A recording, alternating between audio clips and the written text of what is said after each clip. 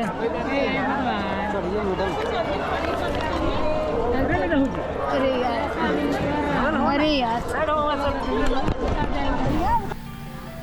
के general coach की यात्रा तो भाई सच में यादगार हो गई। मतलब मेरी नानी ही याद दिला दी। बहुत कुछ देखने को मिला, इतना भीड़ देखने को मिला, उसमें सरवाइव करने को मिला और भी बहुत कुछ, पर ट्रेलर में ज़्यादा नहीं बताऊंगी। पर इतना बता सकती हूँ कि फेक टीटी कैसा होता है, क्योंकि इस वीडियो में आप फेक टीटी भी देखेंगे और इतनी भीड़ में भी स्नैक्स लेकर इतनी इतनी बड़ी टोकरियाँ कैसे लाते हैं वो भी देखने को मिलेगा। तो बिना लेट के वीडियो स्टार्ट करते, पर और थोड़ा सा क्लू दे देती हूँ कि ये जो टीटी आपको दिख रहा है, कहीं भी आप वीडियो में गौर कीजिएगा तो जो टीटी है वो टीटी नहीं है, वो फेक टीटी है। तो इस वीडियो में आगे क्या क्या हुआ इस जनरल कोच में, ये सारी जानकारी मैं लाई हूँ। तो बिना लेट के वीडियो स्टार्ट करते हैं।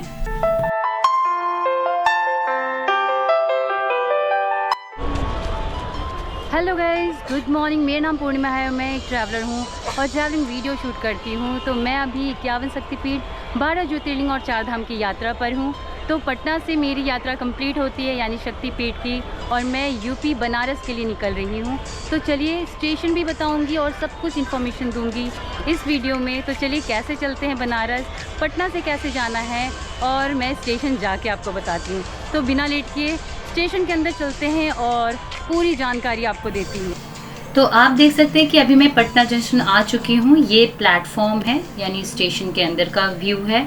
और अब हम जाएंगे प्लेटफॉर्म पे। मेरा 4 नंबर प्लेटफॉर्म पे ट्रेन आने वाली है 10:30 बजे, और मुझे जाना है यूपी बनारस। तो बिना लेट के पहले 4 नंबर प्लेटफॉर्म पहुँचते हैं, उसके बाद सारी जानकारी आपको देते हैं कि कौन सा ट्रेन है जो पटना जंक्शन से बनारस के लिए जाते हैं। 4 नंबर प्लेटफॉर्म पहुंचते ही मुझे ये बच्चा मिला था। पहले आप सुन लीजिए, उसके बाद में बताती हूँ उसके बारे में।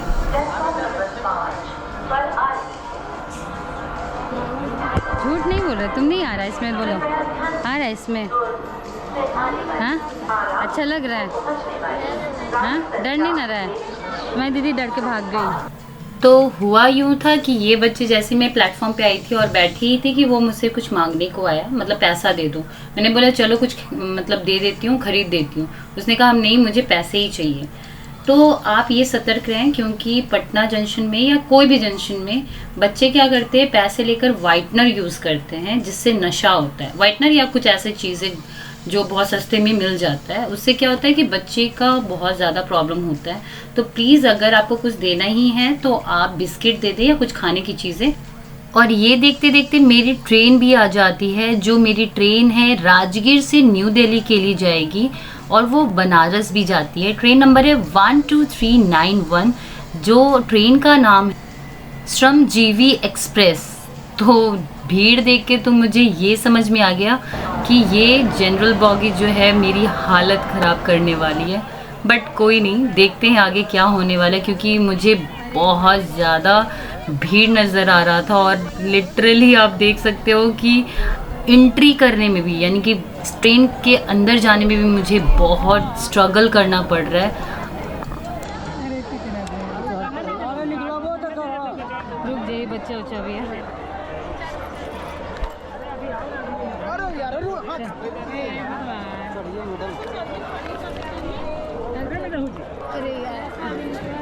अरे यार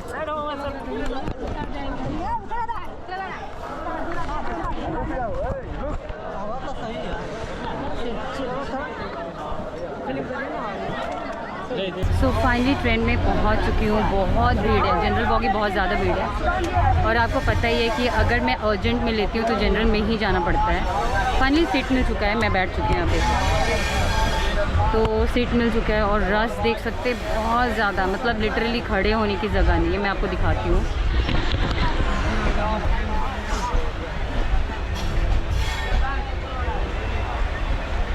तो ऐसे तो मेरी ट्रेन लेट थी, क्योंकि 10:30 बजे की ट्रेन थी और पहुंचाई है आई थिंक 11 बजे शायद। तो ट्रेन लेट है और देखते हैं कितने बजे पहुंचा था, क्योंकि वाराणसी मुझे 3:30 बजे तक पहुंचाएगा ऐसे, पर 4 साढ़े 4 बज सकते हैं। तो देखते हैं वाराणसी कब तक पहुंचती हूँ। और चलो फिर जनरल बॉगी का आनंद लेते हैं। तो आप सबसे पहले देख सकते हैं कि स्नैक्स यानी समोसे या कुछ भी भाई इतनी सक्रिय जगह पे भी लाके वो खिला सकते, इतना तो दम रखते हैं ये लोग, क्योंकि लिटरली खड़े होने का जगह नहीं है। मतलब इतना कंजेस्टेड एरिया है ना। मैं दिखाती हूँ, देखो सामने ही वो समोसा वाला है, वो पानी वाला है और वो खीरे वाला है।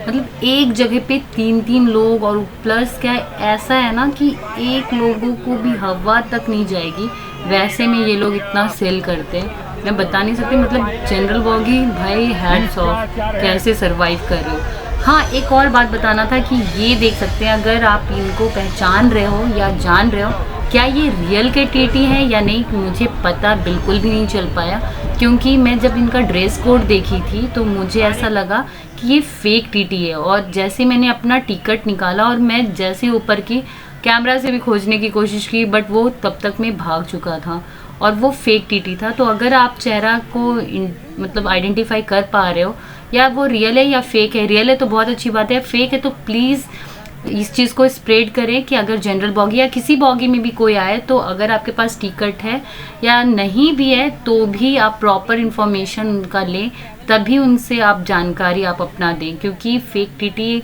बहुत लूट मार करते हैं। और इसके लिए थोड़ा सा चूक हो गया कि मैं उसे पकड़ नहीं पाई। थोड़ा सा अफसोस भी लगने लगा कि भाई क्या, मैं सोची थी कि मैं उसको थोड़ा सा एक्सपोज करूँगी, क्योंकि ये गरीब लोगों के लिए और भी ये हो जाता है कि भाई वो लूट लेते हैं। ठीक है, टीटी तो रहना बहुत ज़्यादा ज़रूरी है, बट फेक टीटी नहीं रहना ज़रूरी है, क्योंकि वो ऐसे लोगों को और लूटते हैं। प्लस क्या हो गया कि इतने में ही मैं उधर देखी, इसके बाद ये लोग की जो थी मतलब कोजीनेस प्लेस को घूमकर और बैठने का, तो ये भी मेरे लिए नया एक्सपीरियंस था। आप देख सकते हैं कि यहाँ पे देखिए एक ने तो अपना जमा लिया और फिर इनसे बात करते। चलिए आप देखिए कि मैंने क्या बात की है।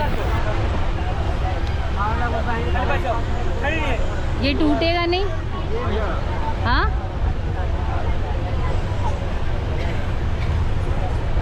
पहले चौला करो, पहले चौला करो ना, हुआ था और सामान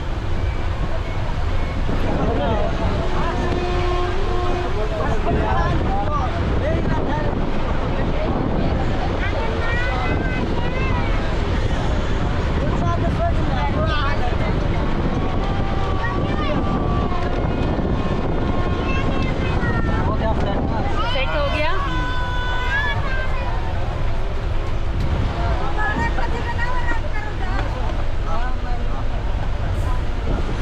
चलिए जुगाड़ तो सही है फिर भी, नीचे जा, ले जुगाड़ सही है भाई। अब सीट ना मिले तो क्या करे इंसान, बताओ। जुगाड़ तो मुझे बेस्ट लगा है, पर पता नहीं फिर भी ऐसे प्रॉब्लम होती है कि नहीं होती, मुझे नहीं पता। देखते देखते 3-3.5 घंटे कैसे बीत गए मेरे पता ही नहीं चला, और मेरा स्टॉपेज आने वाला था तो मैं उतर चुकी थी और जस्ट गेट के पीछे ही खड़ी थी। बट लिटरली मैंने ये भी देखा, ये नहीं करना चाहिए लोगों को, वो दरवाजे के पास खड़े हो जाते हैं। मतलब जैसे आप देख रहे होंगे अभी स्टॉपेज आने में थोड़ा लेट है, तो भी वो लोग क्या करते हैं, गेट के पास। आप देख सकते हो कि कितना रिस्की है। यहाँ पे नदी है और हम पुल के से पार कर रहे हैं, बट लोगों को देखिए एकदम सामने बैठे हुए हैं।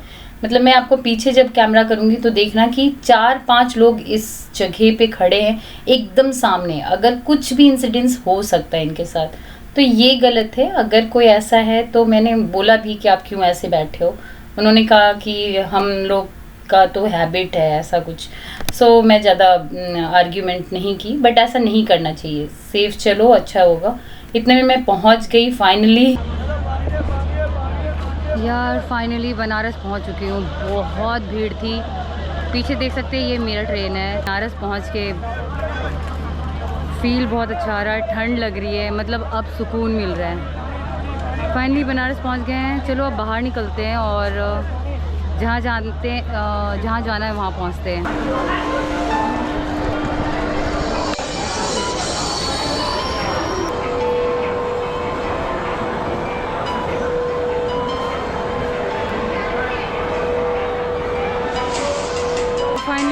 पहुंच गए हैं और शाम के 4 बज चुके हैं और यहाँ से निकलते हैं पहले।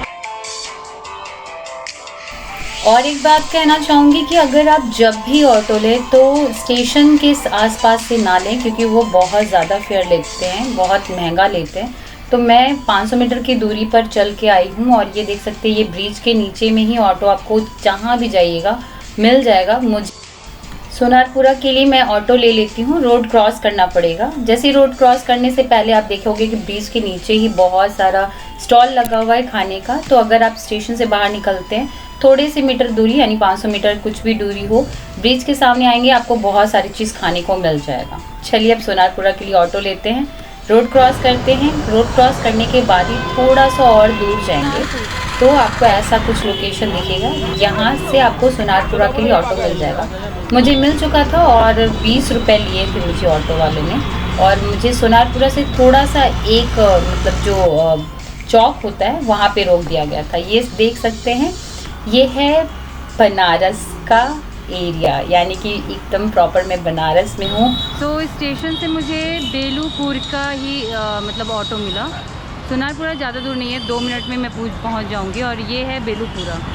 तो चलो फिर यहाँ से चलते हैं और सोनारपुर पैदल ही निकलते हैं।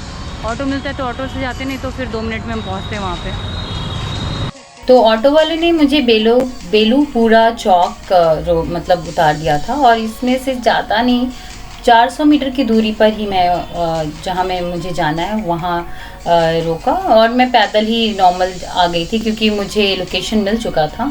तो आप देख सकते हो कि मैं अब पहुँच जा रही हूँ और पैदल मुझे कोई दिक्कत नहीं हुआ। सो फाइनली मैं पहुँच चुकी हूँ और बहुत एक्साइटेड हूँ। सो फाइनली पहुंच चुके हैं और मैं नहा धोआ के रेडी हो चुकी हूँ बाहर जाने के लिए, क्योंकि बनारस आते ही आप थोड़ा ना घूमें ऐसा हो ही नहीं सकता। तो मैं थोड़ा बनारस घूमने जा रही हूँ। शाम के 7 बज रहे हैं, घूमना नहीं होगा, भूख लगी है तो खाना खाने जा रही हूँ और खाते खाते थोड़ा एक्सप्लोर कर लूँगी। और आज का शाम का भी देखेंगे कि शाम को कैसा लगता है बनारस। तो चलो बिना लेट के निकलते हैं यहाँ से। तो ये देख सकते हैं, ये है बुदौलिया चौराहा और ये शाम को देखने में बहुत खूबसूरत लगता है, मुझे बहुत अच्छा लग रहा था। और यहाँ से ही मंदिर का जो भी रास्ता है वो आपको दिखता है। तो ये है बुदौलिया चौराहा।